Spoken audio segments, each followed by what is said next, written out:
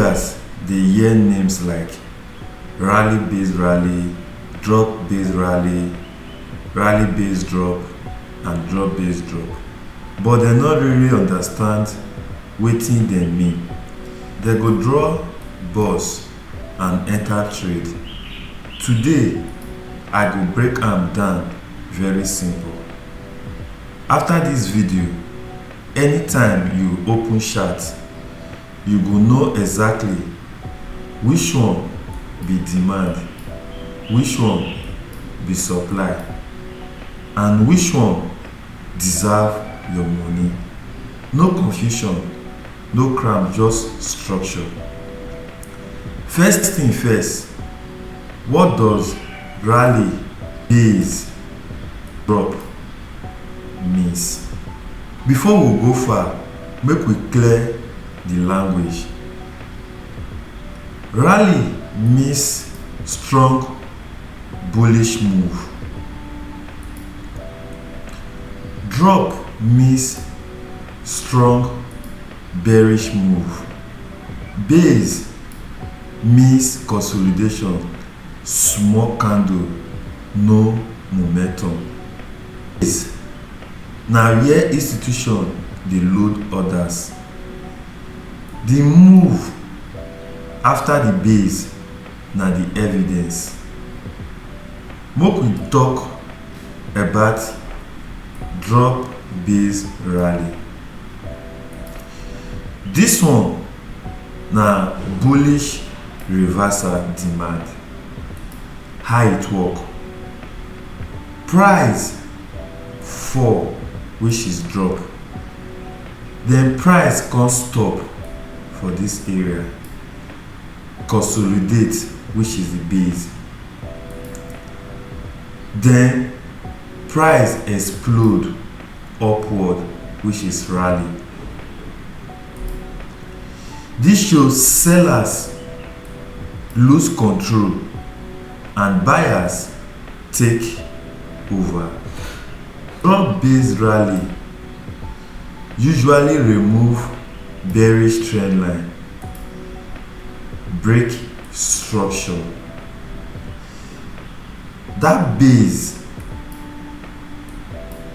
na powerful demand zone. Drop based rally na favorite for trend reversal and trend change. Then two, rally based rally. This one na bullish continuation demand.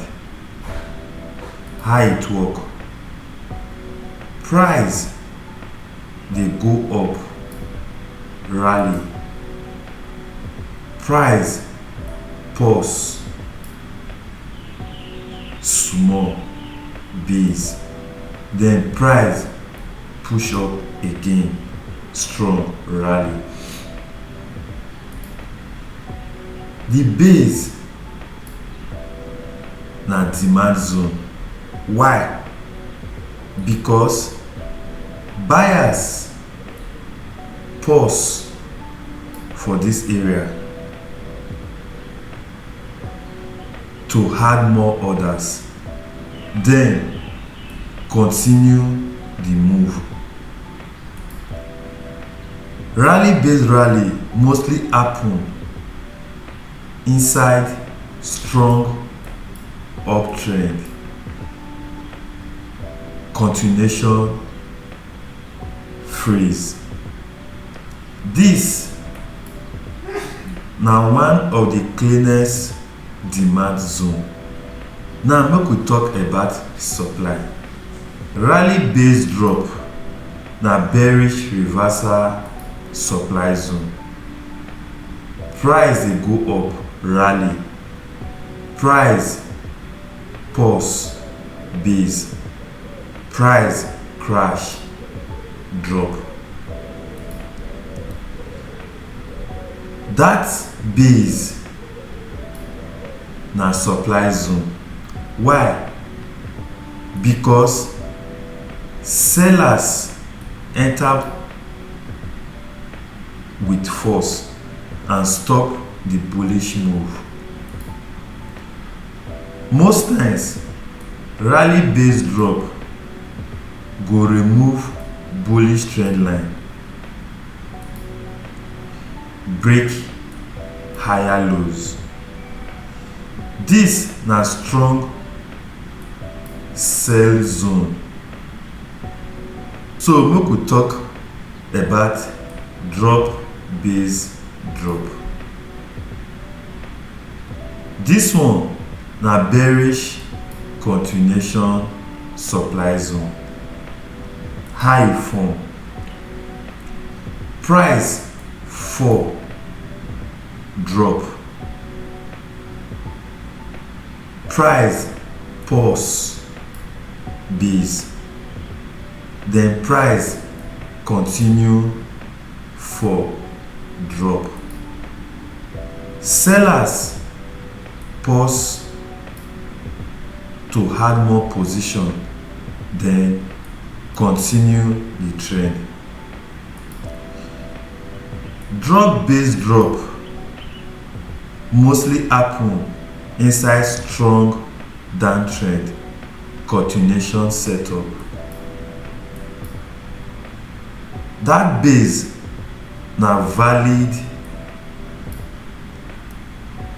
supply zone. Listen carefully. The base alone is not enough. For zone to be valid, the move out of the base must be strong. Structure and trend line must be affected. No weak candles. If the move no show intention, ignore the zone. Common mistake when I dey see traders dey do: confusing rally based drop for drop based rally. Mistake number 2: ignoring higher time frame trend. Mistake number 3: marking base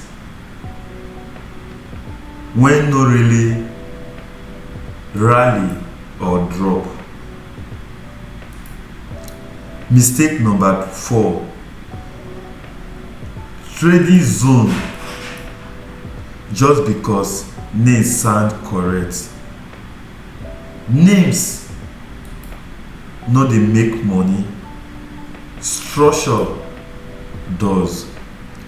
Once you master rally based rally, drop based rally, rally based drop and drop based drop, your chart go stop being noisy.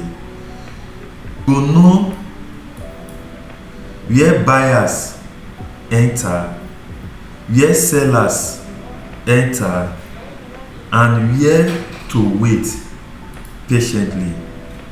If this video help you, like and subscribe. And if you want full step-by-step guide on supply and demand trading, I get structured PDF available. Link dey my description. I go see you for the next lesson.